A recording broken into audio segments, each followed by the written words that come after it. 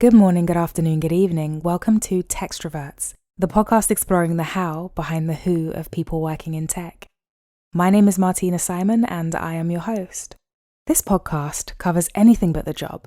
We introduce the guest, move on to the buzz wheel, a letter number randomizer that determines the questions I'll ask, and we close with sage advice about careers in the industry. Plug in. We're recording. Michael, over to you. Hi Martina, I'm Michael Benjamin. I head up global digital and account-based marketing at Meta. I focus on Facebook, Instagram, and WhatsApp business messaging.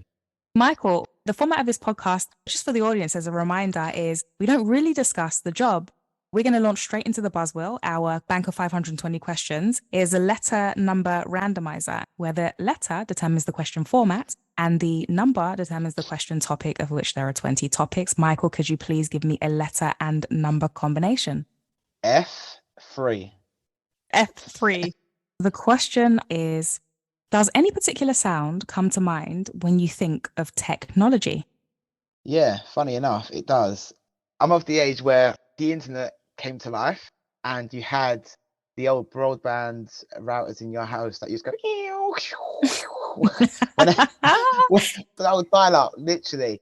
You had to wait for about 2 minutes. You're like, does it work? Does it work? Yes, I'm on the internet. And it was really slow. And I know technology has come a long way since then. But for me, that sound is technology being born. You do the noise again, Michael. It was like mine is Sega. Do you remember the noise? I've got a little brother and two older ones, and all they did was play games. And I just remember the blue logo, the white background, and that noise. Sega was brilliant. Oh, good days. In terms of games, what had you hooked? Pokemon was one of mine growing up. I'm with you on Pokemon. I had the best Game Boy in school. So it was like the mini Game Boy. It was clear, so you could see all the stuff inside.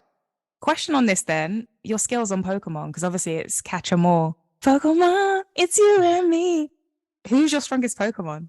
For some reason, I really like Bulbasaur. We went to some battles, me and Bulbasaur, and we won. We came on top, It was Squirtle, Wartortle, then Bulbasaur as the final evolution, wasn't it? Yeah. You don't know about me. I'm about this life. Oh my gosh. Michael, loved your favorite sound there and your dial-up impression. Could you give me another letter and number, please? Z, 15. 15 is a topic of nostalgia. And the question under Z is, describe a day from your childhood that you remember fondly. My younger brother was a professional footballer for a little while. We were really close. Like, we were like glue. We shared the room, we shared a bunk bed. We was like best friends, not just brothers. He was playing for a football club at the time, which was West Ham. And wow, he's a hammer. Well, you know about the Hammers. I told you don't know about me, Michael. He had growing problems where you get lumps under your knees as you're getting taller as a teenager. Because of that, he wasn't playing well. They let him go, and his contract ended. And it was like really sad. I was really upset for him. He ended up getting picked up for a club. I think it's in League One at the time, called Northampton. He finished growing. He went from maybe a 5'7" to 6 foot. He was stronger. He was faster. He was like the best player at Northampton at the time, scoring goals. And then 2 years later, there was a friendly between West Ham and Northampton. This League One, Northampton beat West Ham 5-0. My brother scored a goal from, must have been like 35 yards, put it top corner. He ran over to me, and I kind of ran out my seat, and we kind of like jumped up and did this weird chest-to-chest thing. And it was like so weird, but so beautiful at the same time. It is, it's adorable, yeah. Oh, that makes me emotional. That's lovely. And I was just so happy for him because of all that he'd been through. And the beautiful thing about it is, about 2 weeks later, West Ham called Northampton, and they was like, "Oh, we want to inquire about buying your number 9. What is his name?" And it was like, "It's Joe Benjamin." They're like, "It can't be the Joe Benjamin that we used to have on our books." And they're like, "Yeah, it's the same one." They didn't even recognize it was their own player. There's so many messages in that. That's insane. The whole thing of not taking things too personally, because they didn't even remember it was him. So the decision that they made at 14, where you're so impressionable, so malleable, it's just business for them. So I love the dual message of just take it on the chin. That makes me smile. And does your brother, just out of interest, does he still support the Hammers, or what's his vibe now? There's another story in that as well. So now he's gone back to West Ham, but he works there. He's a head of corporate hospitality at West Ham now. And he loves his Wow. job. The fans love him, players love him, leadership team love him. That's full circle. Yeah. I absolutely love that story. Thank you for sharing. All right. Michael, to bring us home, I would love if you could please give me the final letter and number combination. Q7. Q7. The topic under number 7 is aspirations. And the question under Q is, what off-kilter goal did you have as a child that you still secretly have today? When I was growing up, I thought my name was really cool because there was Michael Jackson, there Mm-hmm. was Michael Jordan, Mm-hmm. and then there was Michael Schumacher. I loved all of them, but I Mm-hmm. loved Michael Schumacher. I loved cars. I loved the Mm. speed, the Formula One. adrenaline, Formula One. Mm-hmm. And I actually wanted to be a Formula One driver. Did you ever dabble in? Did you try your hand at it? The best thing I've done is I go to go-kart with my friends and I take it way too seriously. That's about as, that's about as far as it goes. I'm leaning into the corners, I'm barging people, I'm about to get the red flag. But when I look at Lewis Hamilton and I watch Mm. Formula One racing, I just feel like, I wish I did that. That should be me. Really? High It's fun to risk. watch, but it's such a high risk sport, do you not think? I'm a speed Mm. junkie. The adrenaline going at that speed in a Mm-hmm. powerful machine. But you know those experience days where you can go for a day, they're usually near the countryside, there's a track, they're about 100 quid. You can gift people them, and then there's like experts, and you can drive with the expert for a day. I'd be surprised if you hadn't yet tried that. Have you? I've done that, but you know what? Ah, It wasn't enough for me because there's someone that sits with you, supervising you to make sure that you don't get the full experience. You want to just get out because I want to go about 170 now. I don't know. I want to go over 100. So well, I was just going to say, what's the speed you're allowed to go in those? I don't say it's not very fast, but I think it's like 100 or something max speed.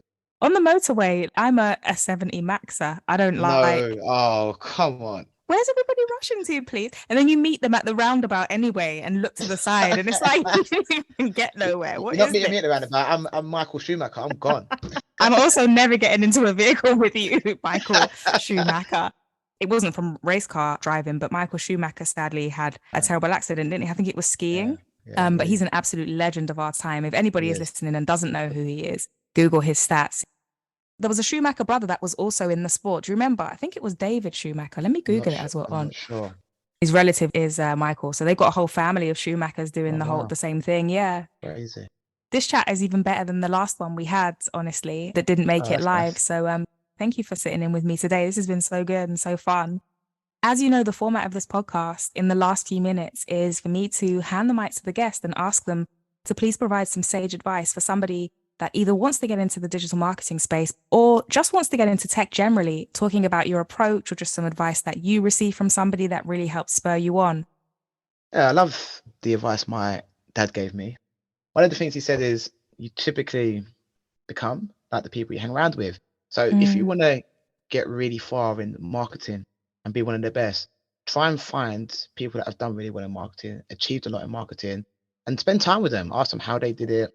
Have they got any advice? Have they got any contacts? Even if it's every couple of months, you just sit down and just ask questions, learn, absorb. That will rub off on you. The other thing is invest in yourself. The internet's a powerful tool. Research tech, research marketing, sign yourself up to courses, keep investing in yourself, get that knowledge, get mm, that information. And thirdly, I don't think you can beat hands-on experience. What I did to break into this space, I actually had to work for free. I couldn't get a job for a whole year. One day I got so desperate after a year, I called up about 17 companies in the yellow pages that were in marketing. And I said, look, I just want to work for free. One of them gave me a chance, and that's where I am today. You have to get the experience. Don't overlook that and go out of your way to get it. fantastic advice. And I like that you have actions that you've actually taken. So it's not just advice that you've heard passively, but you've kind of thrown yourself into that. Just to summarize, you are who you hang out with, invest in yourself, and nothing beats hands on experience. That was fantastic. Thank you so much for joining me. It was a pleasure. Speak soon. We will indeed. Bye bye.